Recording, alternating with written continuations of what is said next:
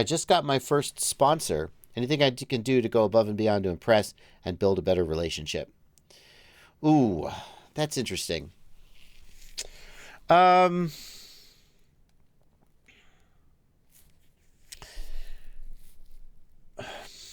I have mixed Can feelings I, about this one. Yeah, Blunty, go ahead. I have one quick thing I want to say.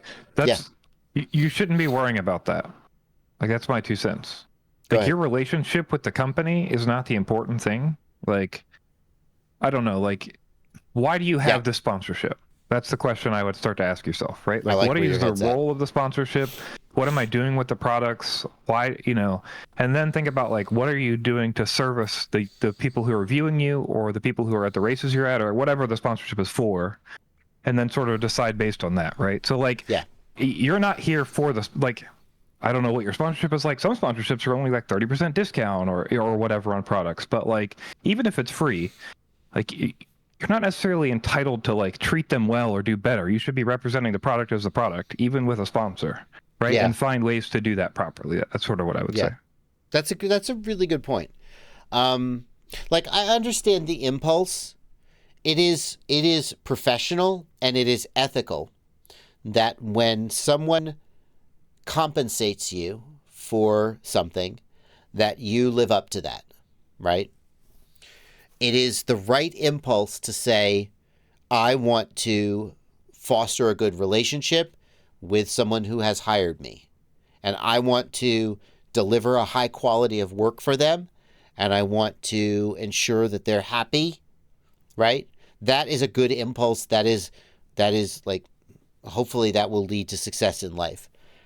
But you have to remember that your number one priority is your relationship with your viewers or whatever kind of content you're creating, whoever consumes your content. Um, you got a goose that laid the golden egg situation here. It's really tempting, and I say this from personal experience, to focus a lot on the company or the person who is literally cutting you a check or who is sending you gear. That is a concrete thing that is happening right now that is good for you. And you go, oh, I got to keep this guy happy. And it's easy to forget about your relationship with your viewers because that's like, there's so many of them. And like, you get little comments from them, but like, it's very sort of abstract. And the thing is that if you sell out your viewers for the sake of a sponsorship, you will lose your viewers, right? And so you gotta keep that. And Plenty, I think that's the direction you're going. Is that right?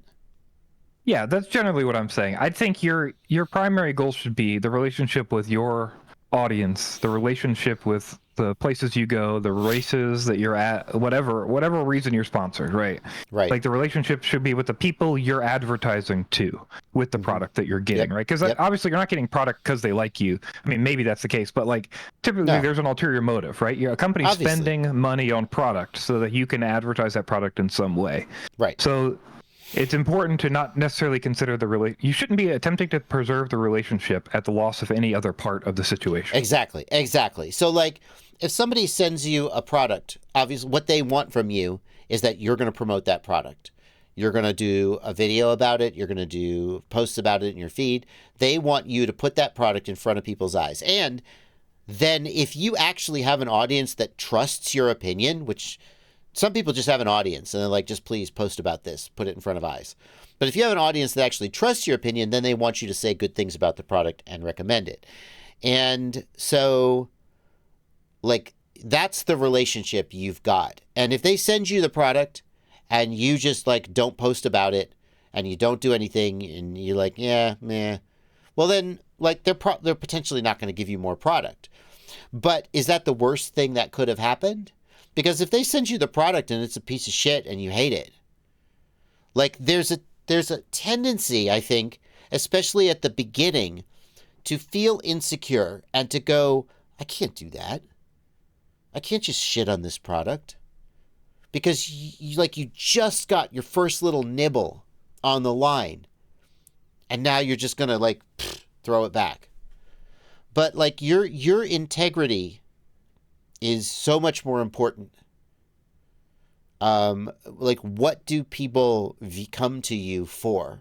Why do people view your content? Why do you have an audience? And probably you don't have an audience because you shilled for bad products. Okay? I've seen cases where the audience was willing to forgive shilling for bad products and just go, yeah. It's because they like the content so much.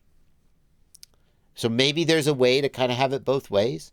Personally, I don't feel great about that. What you can do to go above and beyond, though, is without selling out your audience or compromising your integrity, you can make sure to, like, they want you to make content about the product. You can do it in a timely manner. Don't take 3 months to make a video.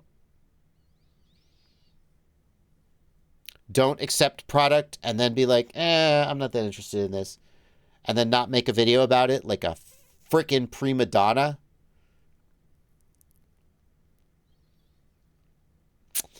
If you have 300,000 or more subscribers, you can get away with that. But it's definitely unprofessional. I'm talking about myself. I have real struggles with my own sort of mental health, where a vendor will be like, hey, we've got this new product. Do you want to review it? And I'll be like, And they'll be like, hey, we got this other product. Do you want to review it? I'll be like, And they'll be like, look, we got this. They'll just keep, and I'll be like, okay, fine. Send me I don't know. Yeah, that looks interesting. Send it to me. And then it'll come and I'll be like, I don't want to review this today. I'll go do something else.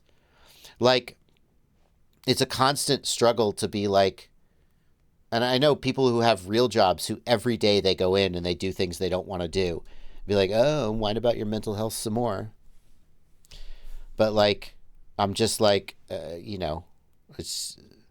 have to try to find that balance. And sometimes I'm like, oh my God, I got this product 4 months ago and I still haven't reviewed it. And basically I just acknowledge that I'm never going to review it. I'm sorry. And then I don't review it. And then hopefully I review the next one. And I'm just like, this is what it is. It's unprofessional as fuck. And the companies deserve better. But you know who deserves better? My audience. That's it. That's the thing. My priority is, number one, myself, my own well-being and mental health. Because if I burn myself out and quit because I just can't take it anymore, then I haven't done anybody any favors, including my family who needs income to survive. And then my audience, number two, without whom I wouldn't be here. And then like a distant third is the vendor who sent me a product, which, let's face it, they sent me a drone and it cost them $200. It's like just freaking a rounding error in their marketing budget. And sometimes I don't review that product. Sorry. But I'm going to take care of myself and my audience first, and the vendors a distant third. And if that means they don't want to send me any more product, that's okay too.